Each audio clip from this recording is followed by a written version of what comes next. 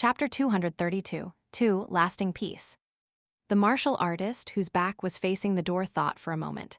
He surprisingly sheathed his saber, and he turned around and cupped his fists at the person. He smiled and said, "Since you are willing to take responsibility, esteemed immortal, I'll leave the matter here to you." As it turned out, it was Chen Ping'an who had just returned to the Zhao clan residence. He nodded at the martial artist in acknowledgement.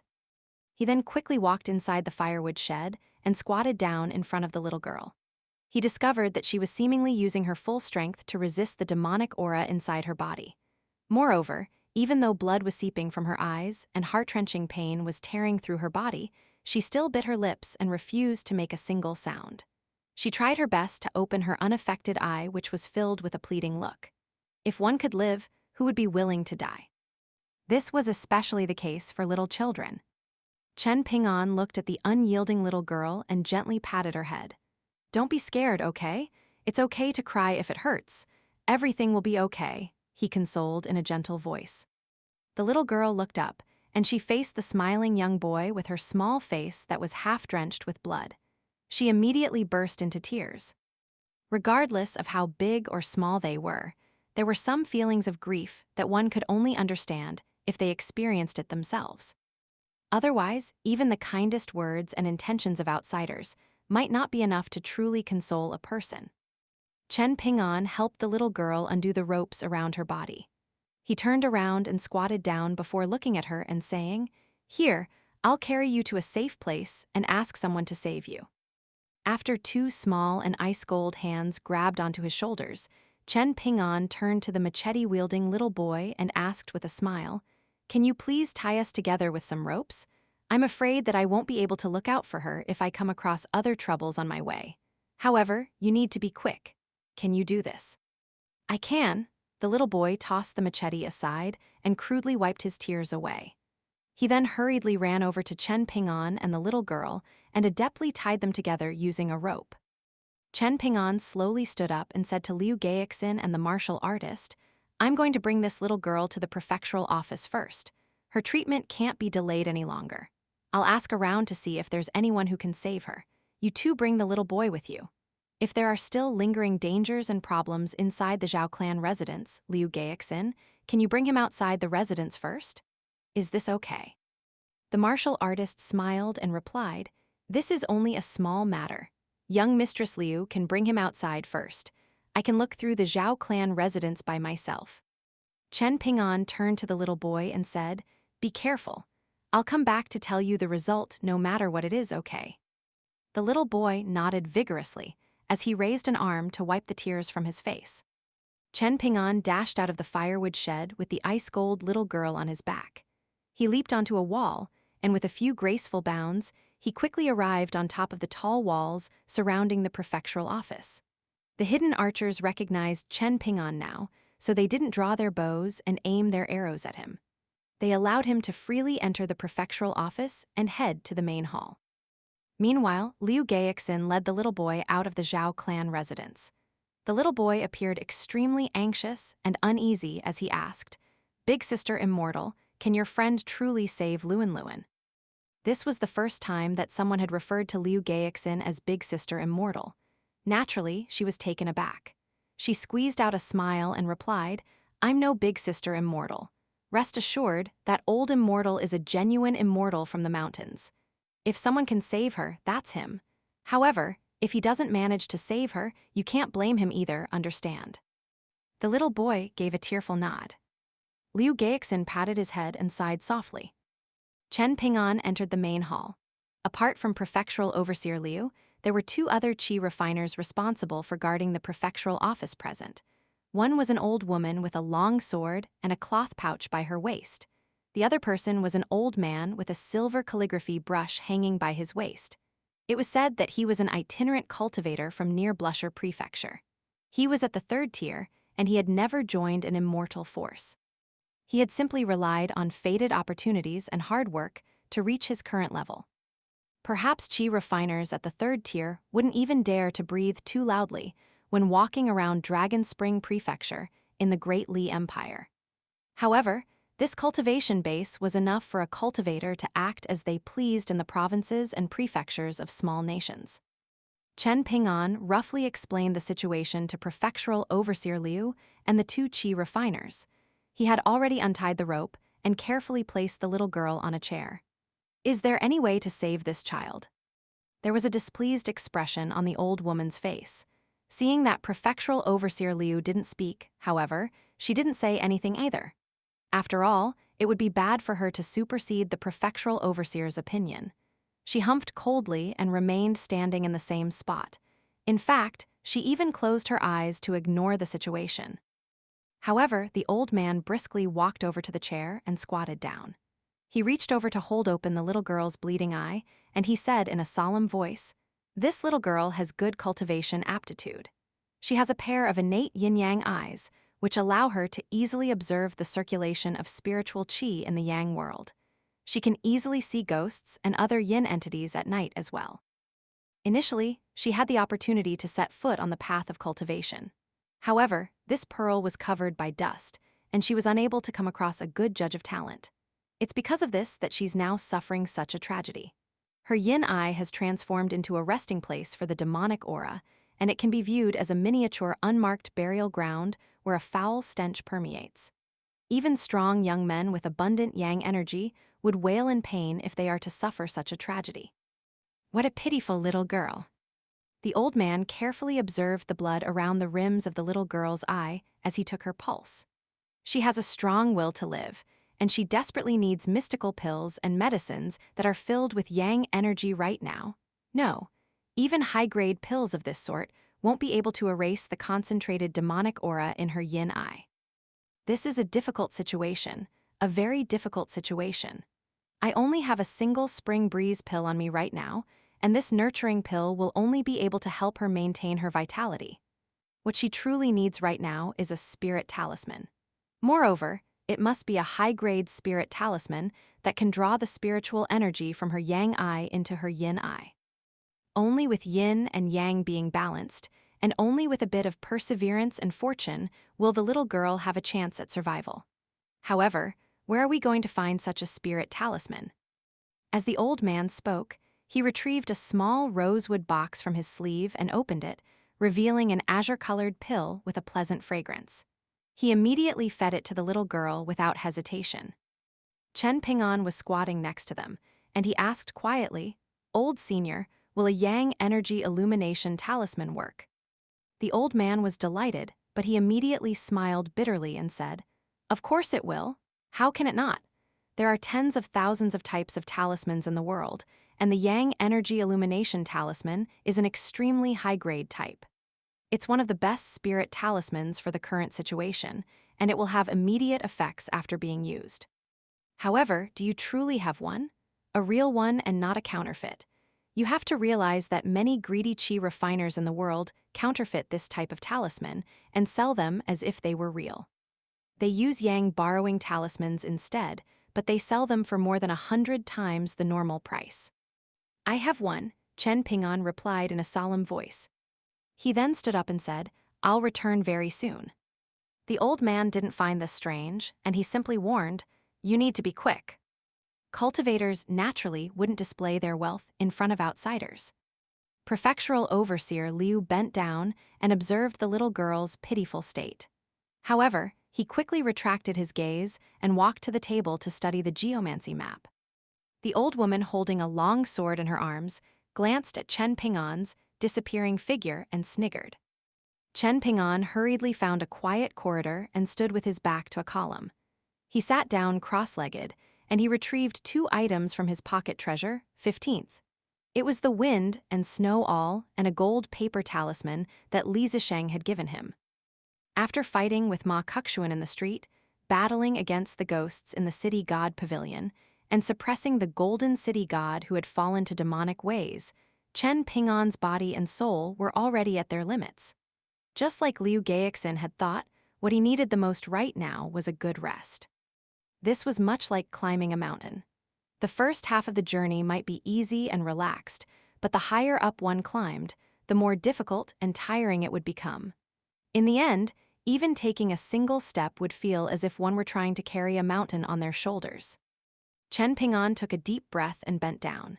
His vision was slightly blurry as he held the wind and snow, all which had the words, writing as if assisted by the gods, engraved on it. He lightly shook his head and thought back to the time when he had been an apprentice in his hometown's dragon kiln.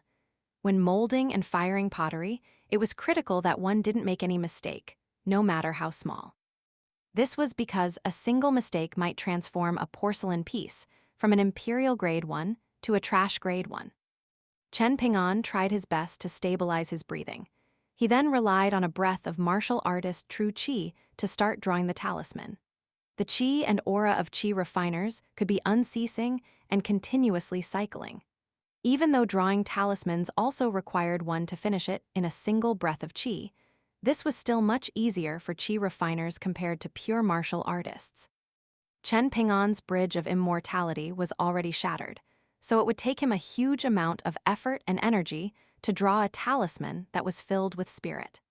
It wouldn't be any easier than throwing 21 consecutive punches using the deity drumming technique.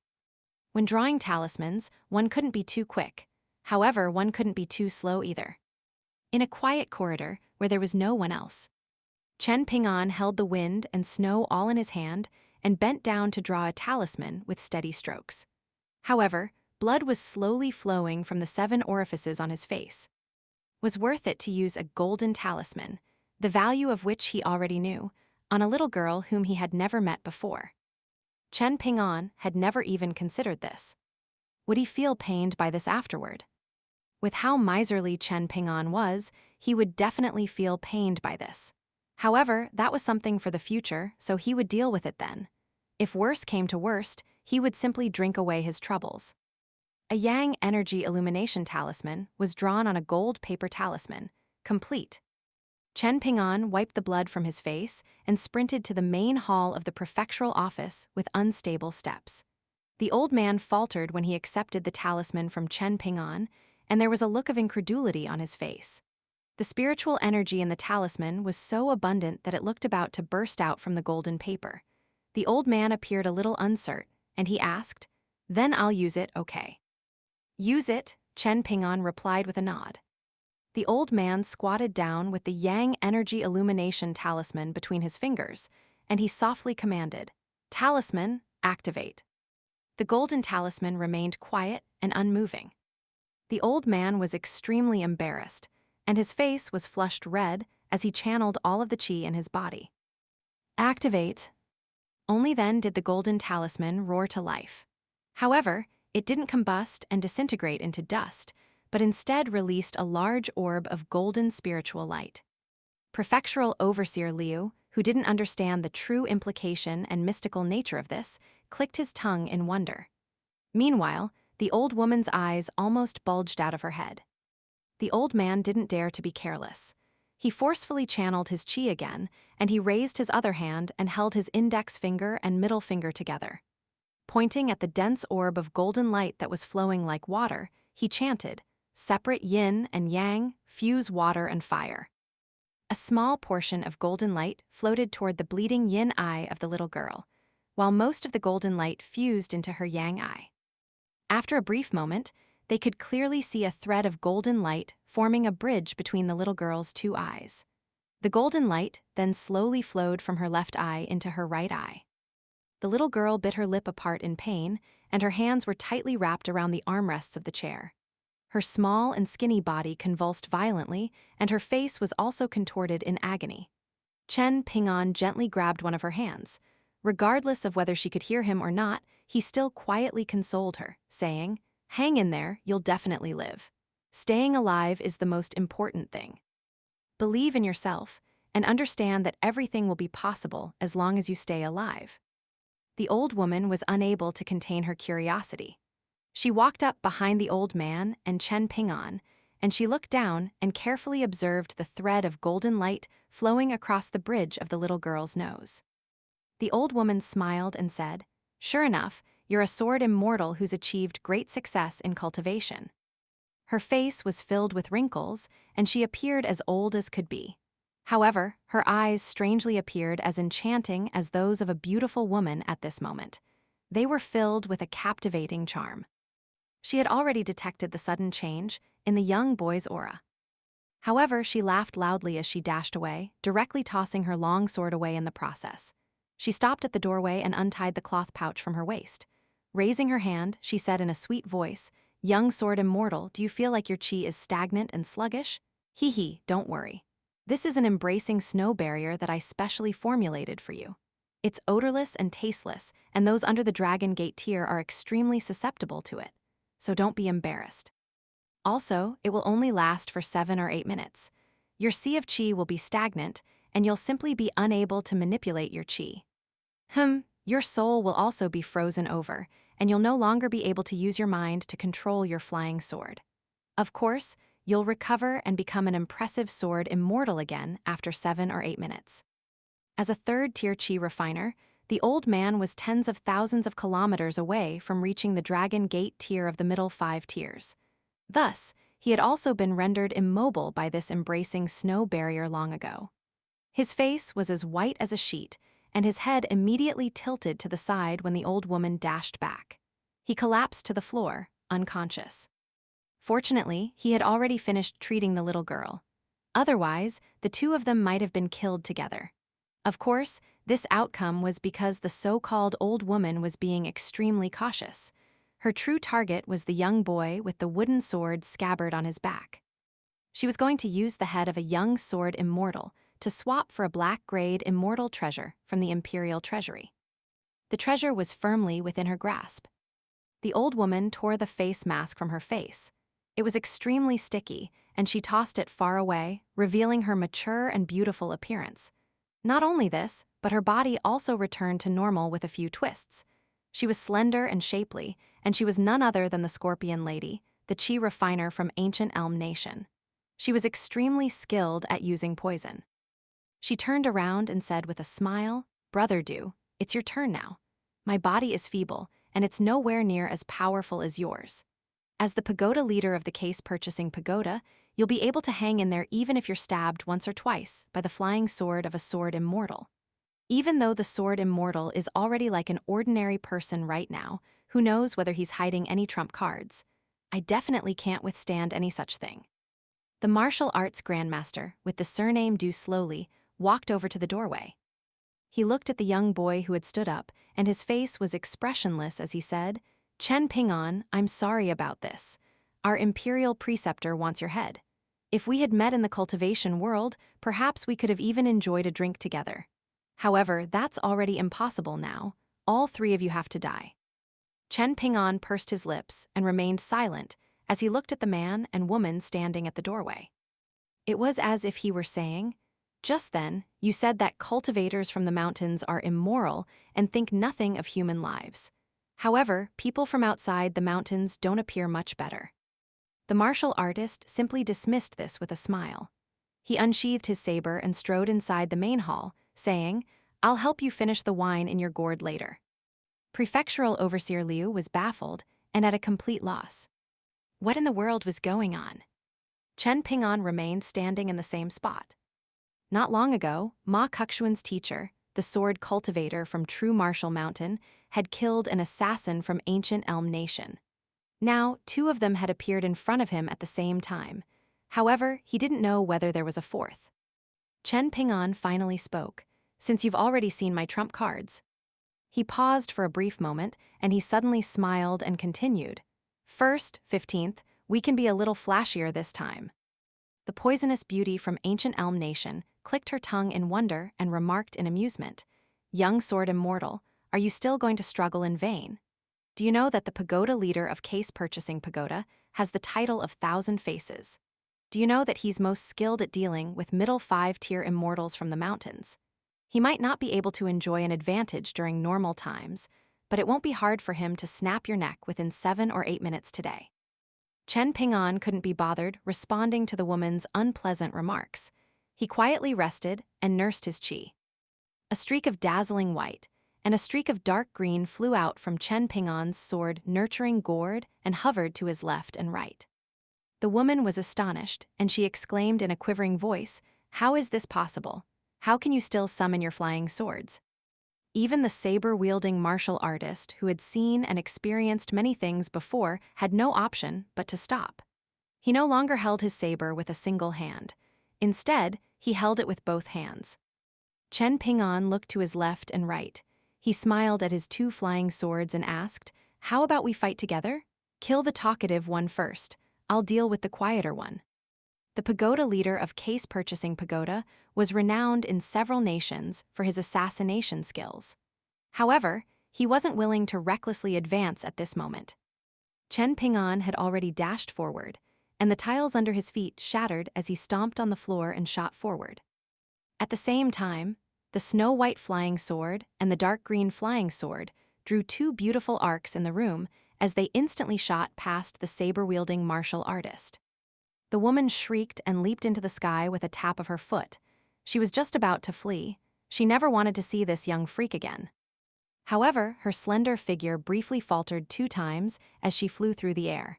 She then limply collapsed to the floor. 2 trickles of blood slowly flowed from her heart and glabella. The saber-wielding martial artist unleashed an explosive roar. He held his saber with both hands, and his aura quickly rose to a peak. He didn't advance, however, but instead shot back. 2 flashes of light suddenly appeared on his calves, and this caused him to fly back even quicker. He directly crashed into the spirit screen one outside the main hall. He shot through the wall, and 2 dazzling orbs of light immediately appeared on his hands. The dust-covered assassin slammed his hands into the ground and instantly vanished from sight. Chen Ping'an slowly walked to the doorway. He looked around, and he eventually pointed in a certain direction and said, "He's over there." 1st and 15th flew along the ground and shot toward the direction pointed out by Chen Ping'an in unison. The ground was clearly paved with sturdy black bricks, yet they rippled like a wave as the flying swords shot past. They finally settled down after a while. Only at this moment did Chen Ping'an reach up to cover his mouth.